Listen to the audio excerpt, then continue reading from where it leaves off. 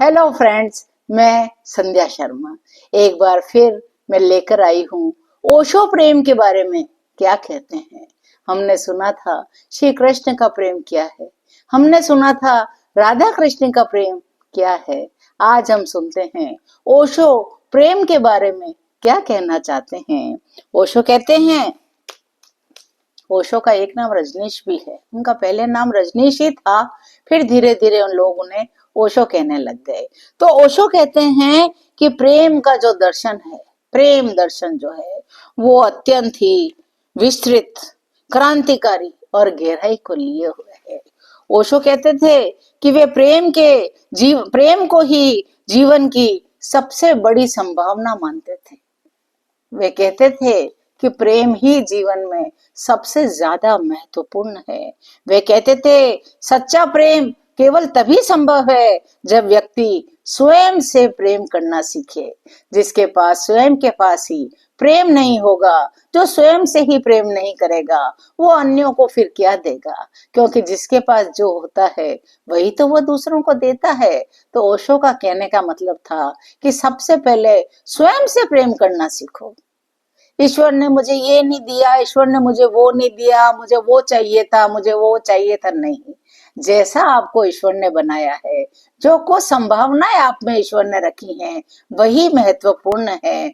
और स्वयं को प्रेम करने का अर्थ है ईश्वर के दिए हुए इस शरीर को, ये जो मन है, बुद्धि है, चित्त है, इन सब को ईश्वर ने जैसा बनाया है उसे ही हम स्वीकार करें और उसके अंदर और भी सुधार करते जाएं और स्वयं से ही प्रेम करें। सबसे पहले स्वयं से प्रेम करना सीखें, स्वयं के बारे में सोचना सीखें, स्वयं के बारे में सीखें। वे कहते थे कि जब आप अपने भीतर ओशो कहते थे, माफ कीजिएगा, ओशो कहते थे कि जब आप स्वयं भीतर केंद्रित होते हैं, अपने अस्तित्व को जानते हैं, जब आप आंतरिक शांति और पूर्णता को भरा हुआ पाते हैं, तभी आप निस्वार्थ भाव से किसी और को प्रेम कर सकते हैं, दूसरों का प्रेम भी आप समझ सकते हैं। वे कहते हैं यदि आप स्वयं ही प्रेम से खाली हैं,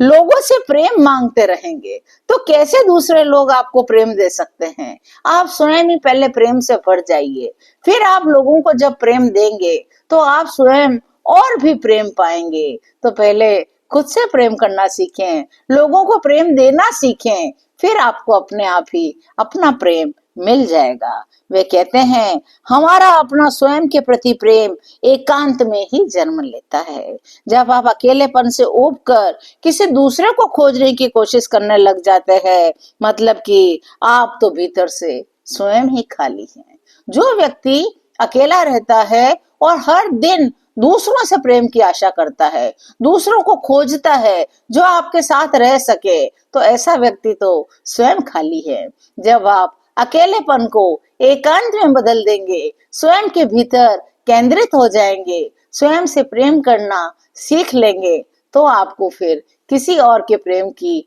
मांगने की जरूरत ही नहीं रह जाएगी। ओशो कहते हैं कि एकांत में स्वयं के प्रति इतने प्रेम से भर जाओ कि प्रेम स्वतः बाहर की ओर बहने लग जाए। ओशो कहते हैं आप स्वयं ईश्वर की एक अद्भुत कृति हैं, अद्भुत रचना है। धरती पर किसी विशेष काम के लिए आपको भेजा गया है। इस सोच से यदि आप स्वयं को प्रेम करेंगे, प्रेम सच्चा तभी होता है जब वह स्वतंत्र होता है। प्रेम किसी बंधन में नहीं बनता। श्री जी राधा जी ने कृष्ण को किसी बंधन में नहीं बांधा, श्री कृष्ण जी ने राधा जी को किसी बंधन में नहीं बांधा। बस वे निस्वार्थ भाव से दूसरे के आनंद में ही अपनी खुशी मानते थे। सच्चा प्रेम दूसरों को बोलता नहीं है, बल्कि दूसरे को खुलने और विकसित होने देने में मदद करता है। प्रेम का अर्थ मांगना या अधिकार जताना नहीं है, बल्कि देते रहना, निस्वार्थ भाव से जागृत रहना, हर क्षण अपने प्रति, दूसरों के प्रति और दूसरे को भी स्वतंत्र छोड़ देना। यही ओशो का सच्चा प्रेम है। ओशो के कहने का तात्पर्य यह है कि प्रेम में दूसरे पे अधिकार जताना नहीं है, दूसरे को किसी बंधन में बांधना नहीं है। जब आप सच्चा प्रेम करते हैं तो सामने वाले व्यक्ति को आप स्वतंत्रता देते हैं, उस पर अपना अधिकार नहीं जताते। तो ऐसा प्रेम जो होता है वही सच्चा प्रेम होता है। बाकी तो सिर्फ भौतिकवादी प्रेम होता है, जिसमें एक को दूसरे से और दूसरे को पहले से बड़ी अपेक्षाएं रहती है। वह प्रेम आजकल ज्यादा देखने को मिलता है। लेकिन ईश्वर के प्रति प्रेम, संतों के प्रति प्रेम और अपने धर्म से प्रेम, यानी कि जो नियम कानून हमारे लिए बनाए गए हैं उन सब से प्रेम करते हुए हम अपने भीतर से स्वयं से प्रेम करें, तभी हमारा जीवन सफल और सार्थक हो सकता है। यदि मेरी बात आपको अच्छी लगी हो तो चैनल को लाइक करिए, शेयर करिए, सब्सक्राइब करिए। और मैं आपसे जय श्री कृष्णा कहती हूँ और मैं आपसे विदा लेती हूँ अगले एपिसोड के लिए। जय श्री कृष्णा।